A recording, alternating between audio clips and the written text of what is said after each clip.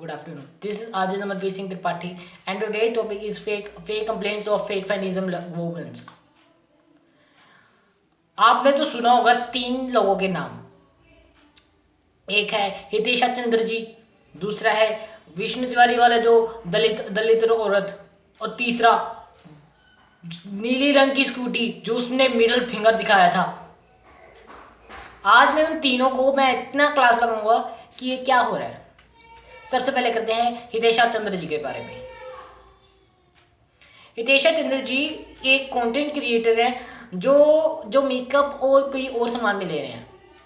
उन्होंने सोचा कि आज उसके लिए खाना मंगाए। खाना मंगाने के बाद भी उन्हें देर कर दी। उन्होंने लंच के बदले उन्हें दिया था बंच। अब उन्होंने कामराज पर पंच क्यों नहीं दिया? क्योंकि कामराज बेचारा अकेला था, क्योंकि उनके फादर 15 ईयर्स पहले डाइड हो चुका था और उनकी मदर एक डायबिटीज़ का प्रॉब्लम था और बेचारा अकेला पैसे कमा रहा था। और हितेशा चंद्र जी क्या समझते थे? कंटेंट क्रिएटर समझकर फ्री का खाना मांग रहे, और उनको क्या दिया था? कुछ नहीं दिया था। उन्होंने सिर्फ नो मारा। उसने यहाँ पर ये जो नेल्स है ना, यहाँ पे चीज उसने नाक पर मारा था और उनके खून यहाँ तक निकला था। जब उनके ड्रामा पर नहीं निकला था तो यहाँ पर लगा था और यहाँ पर चोट लगी थी, और उनके नाक पर अदर क्यों डाला था? कॉटन क्यों डाला था?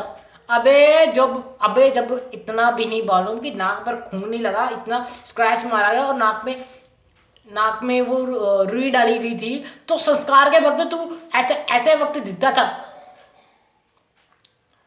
और दूसरी बात, आपने जो ये फेक प्ले लगाया था उसको थोड़ा शर्म कीजिए।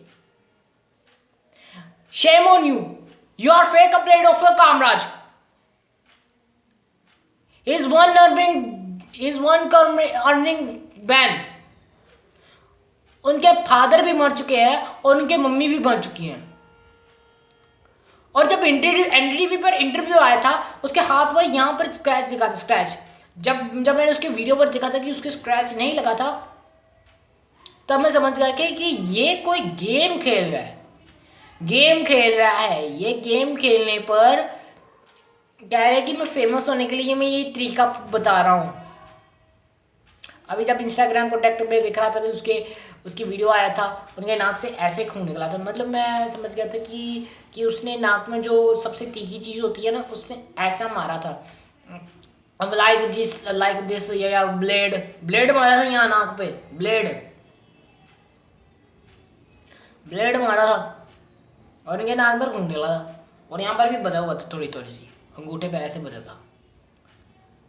अब इतना ही छोड़ो तो दूसरा भी बात बता दूँ उस लड़की की जिसने मिडल फिंगर लगाया था। उस लड़के का नाम है जिया खान। एक मुंबई महाराष्ट्र की एक रहने वाली लड़की थी। एक दिन जब उसने वीडियो में पता चला कि जब बाइकर ने एक दिन गाड़ी से जा रहा था तो लड़की ने ब्रेक लगा दिया और उसने ऐसे कर दिया था, क्योंकि ऐसे फ़ोन लगा के कह रहा कि क्या हो रहा है। अरे मैं कुछ नहीं किया। मैं जब बाइकर ने ऐसे बोला था, ऐसे वैसे कुछ बोला था, फिर उसके बाद बहस होने के बाद फिर आगे चले गई। फिर उसके बाद जब हुआ था, उन्होंने लेफ्ट इंडिकेटर की जगह पे राइट इंडिकेटर ऑन कर दिया था।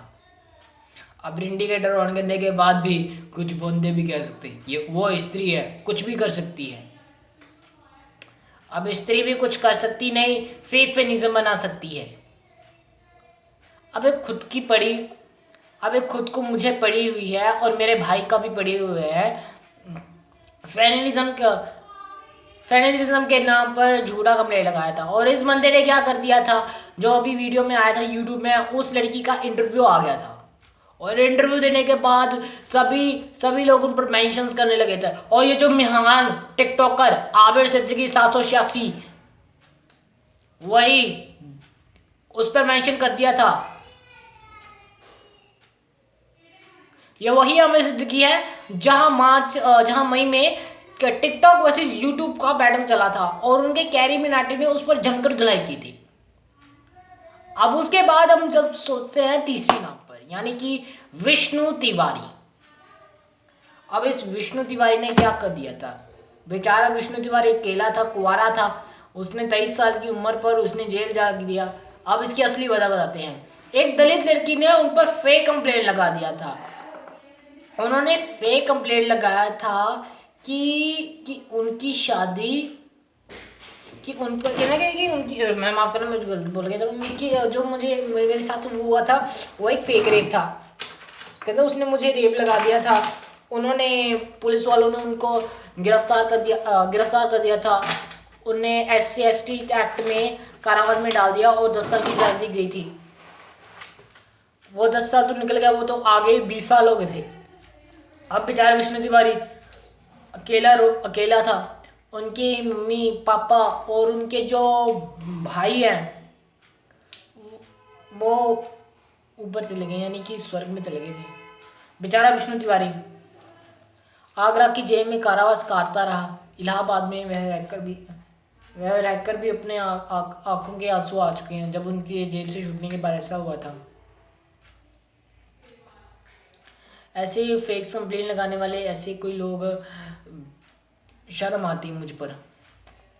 और जो दूसरे बात पर ये जो हुआ था, मतलब कि ऐसे एक वीडियो का आया था जिसका नाम पर समाज के नाम पर कलंक दिखा रहे हैं। मैं आपको बताऊंगा इस मार्च 2020 में कि नेहा धूपिया ने, जब उन्होंने कहा था कि उनके नाम पर ना गंदी गाली दी थी, कहता उसने कहा था कि 5 girls are slapped in our fucking answer. उसने एक गंदी इतनी गाली निकाली थी नेहा धूपिया ने कि उनके नाम पर उसने लिखा था यह एक फेक फनिज्म है। फेनिज्म के नाम पर कोई झूठे नाम ले रहा है, कोई उनके नाम पर ऐसे गंदी गाली निकाली जा रहा है। क्या लड़की भी ऐसी गंदी गाली निकाल देता है? बिल्कुल भी नहीं। मैंने एक वीडियो देखा था, एक लड़की ने ऐसे बोला था कि ये मैं हूँ, ये मेरी गर्लफ्रेंड है और मेरा रोमांस हो रही है, तो उसने स्लैप लगाया तो उसने एक गंदी गाली दिखाई थी। वो कहा था MCBC आपको समझते हैं ना, वो गाली आपको समझते हैं, वो MCBC गाली निकाला था, गाली निकाल रही थी, MCBC गाली निकाल रही थी। और जो लड़कियां वो अपने पैसा कमाने के लिए खुद काम पे नहीं जा सकी, दूसरों का पैसा कमाने के लिए ये यूज कर रहे हैं। और इसमें भी गलतियां लड़की भी हो सकती है। लड़कियां अपनी जिंदगी खुश के नहीं बर्बाद भी हो सकती है। एक बार हुआ था कि मैंने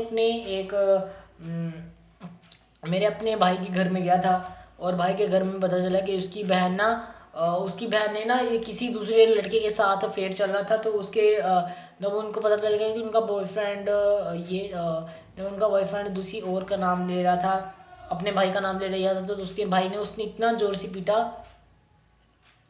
कि उनको घर से बाहर निकाल दिया और उनको बुलाने नहीं दिया। वो लड़की की ज़िंदगी अच्छी रही लेकिन उसका भाई बर्बाद होता रहा। मैंने उनसे बात की थी।